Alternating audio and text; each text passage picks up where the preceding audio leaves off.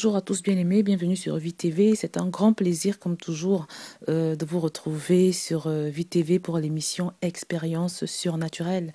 Et aujourd'hui encore, bien-aimés, on va parler du salut authentique de Jésus, de la lumière de Dieu qui transforme la vie. Alors, beaucoup de gens veulent connaître Dieu, beaucoup de gens veulent toucher Dieu, beaucoup de gens me demandent comment est-ce qu'ils peuvent procéder pour rencontrer véritablement Jésus, pour avoir cette touche qui transforme la vie, pour recevoir cette lumière qui éclaire et qui change totalement et à jamais la façon qu'on a de voir la vie, de voir les choses, qui change totalement l'homme. Alors aujourd'hui, je vais essayer de donner pas une méthodologie parce que je pense pas qu'il existe de méthodologie pour pouvoir toucher Dieu. Non, je pense pas qu'il existe une procédure pour pouvoir rencontrer Jésus de manière authentique. Alors, je vais juste partager avec vous, bien-aimés, quelques éléments qui peuvent favoriser cette rencontre authentique, cette touche véritable de Dieu. Alors, pour commencer, je vais lire dans le livre de Matthieu au chapitre 13, verset 44 au verset 45. Alors, le royaume des cieux est encore semblable à un trésor caché dans un champ. L'homme qui l'a trouvé le cache et dans sa joie, il va vendre tout ce qu'il a et achète ce champ.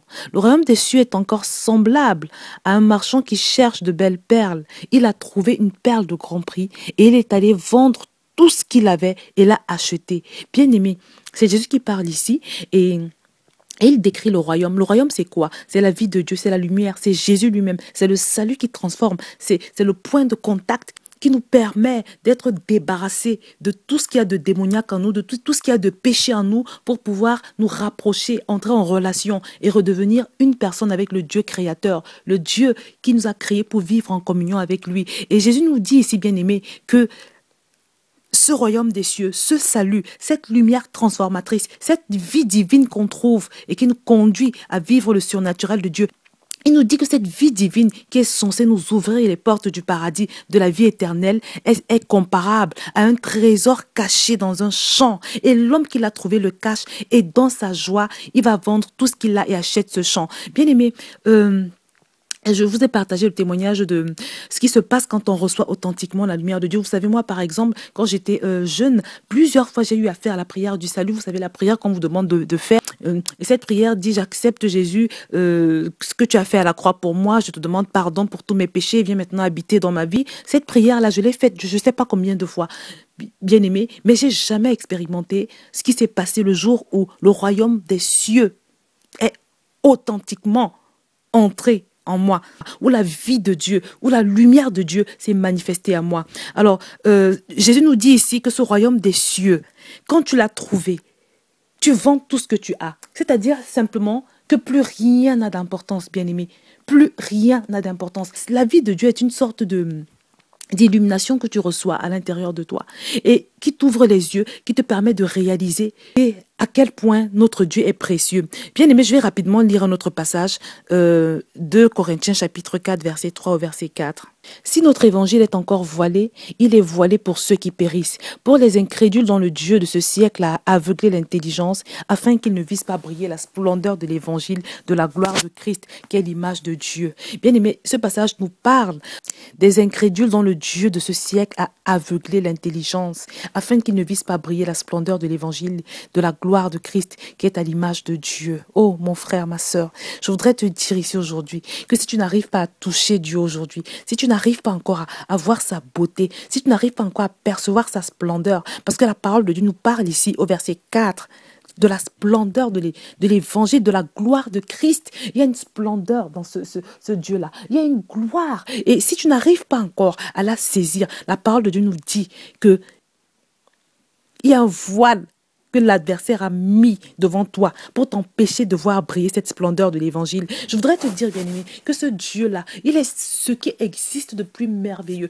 de plus beau, de plus magnifique, de plus glorieux, bien-aimé. Et que si tu hésites encore entre Dieu et je ne sais pas qui, ou bien si tu hésites encore entre Dieu et je ne sais pas quoi, c'est tout simplement parce que tes yeux n'ont pas encore vu. Oh, tes yeux n'ont pas encore saisi la splendeur de ce Dieu glorieux, de ce Dieu élevé, de ce Dieu merveilleux. Bien Bien-aimé, tu es comme cette petite fille à qui on présente dans une main un bonbon et dans l'autre main un billet de 500 euros. La petite fille de 3 ans va choisir le bonbon par rapport au billet de 500 euros parce que son niveau d'intelligence, de connaissance ne lui permet pas de discerner que le billet de 500 euros a plus de valeur que le bonbon qu'on lui présente. Alors la petite fille va choisir le bonbon. Je voudrais te dire aujourd'hui, bien-aimé, que notre Dieu vaut beaucoup plus que ce billet de 500 euros. Amen. Il est plus que le diamant, il est plus que de l'or. La parole de Dieu nous dit dans ce chapitre de Matthieu 13 que notre Dieu est splendide, que la lumière de Dieu, c'est une lumière qui est splendide. Ce verset nous parle de la splendeur de l'évangile. Alors bien aimé, pour mieux te faire comprendre ce que je suis en train d'essayer de te dire, je vais lire dans Luc chapitre 19, à partir du verset 5. Lorsque Jésus fut arrivé à cet endroit, il leva les yeux et lui dit, « Zachée, hâte-toi de descendre, car il faut que je demeure aujourd'hui dans ta maison. » Zachée se hâta de descendre et le reçut avec joie. Voyant cela, tous murmuraient et disaient, « Il est allé loger chez un homme pécheur. » Mais Zachée, se tenant devant le Seigneur, lui dit, « Voici, Seigneur, je donne aux pauvres la moitié de mes biens, et si j'ai fait tort de quelque chose à quelqu'un, je lui rends le quadruple. » Jésus lui dit, le salut est entré aujourd'hui dans cette maison parce que celui-ci aussi est un fils d'Abraham. Bien aimé, contrairement à l'homme riche qu'on a vu la dernière fois et qui, quand Jésus lui a demandé de vendre tous ses biens pour le suivre, on a vu que l'homme riche avait refusé de se débarrasser de cette richesse pour suivre Jésus. Zachée a eu la bonne attitude. Mais qu'est-ce qui fait la différence entre Zachée et cet homme riche-là? Bien aimé, ce qui fait la différence entre Zachée et l'homme riche, bien aimé, c'est tout simplement que Zachée a authentiquement reçu le salut de Jésus. Et c'est pour ça que Jésus lui dit, parce que je vous resitue un peu rapidement le contexte. Zachée, c'était un collecteur d'impôts, mais le problème, c'est qu'il s'enrichissait sur le dos de pauvres citoyens. Il volait les gens, Zachée. Il aimait tellement l'argent qu'il était prêt à désobéir, à offenser Dieu pour pouvoir s'enrichir encore plus. Et la Bible nous dit que quand Jésus a débarqué dans la vie de Zachée, les yeux de Zachée se sont ouverts et Zachée a découvert, il a eu la révélation. Ses yeux se sont ouverts sur le fait, sur la beauté de la gloire de Dieu, sur la beauté du visage de Jésus, sur la magnificence de la vie de Christ. Et c'est pour ça que la Bible nous dit que Zachée il s'est tenu devant Jésus et a dit, « Seigneur, je donne aux pauvres la moitié de mes biens. Et si j'ai fait tort de quelque chose à quelqu'un, je lui rends le quadruple. » Zachée a décidé de se débarrasser de son argent. Zachée a également décidé de faire les restitutions qu'il fallait. Tout simplement pourquoi? Parce que comme la lumière de Dieu a ébloui Zachée, cet argent pour lequel Zachée a dû offenser Dieu, pour lequel il est tombé dans le péché, cet argent est devenu insignifiant. Parce que comme je vous l'ai dit, c'est ce qui se passe quand la lumière de Dieu vous touche authentiquement, bien-aimé. Vous commencez à voir les choses différemment. Zachée a commencé à voir les choses autrement. Zachée a commencé à trouver cet argent insignifiant. Zachée a commencé à mépriser son argent. Il a ouvert les yeux sur la beauté, la gloire, la magnificence de Jésus. Et son argent est devenu ridiculement insignifiant. Et c'est pour ça qu'il a décidé de s'en débarrasser pour faire les restitutions qu'il fallait et également pour aider les pauvres. Et c'est ce qui se passe, bien aimé, quand le salut de Jésus vient authentiquement dans la vie d'un homme. C'est ce qui se passe quand la lumière de Dieu vient dans la vie d'un homme. C'est ce qui se passe quand le voile que Satan avait mis devant les yeux d'un homme se déchire et que les yeux de cet homme-là, ses yeux spirituels, peuvent désormais percevoir la beauté et la splendeur de Dieu.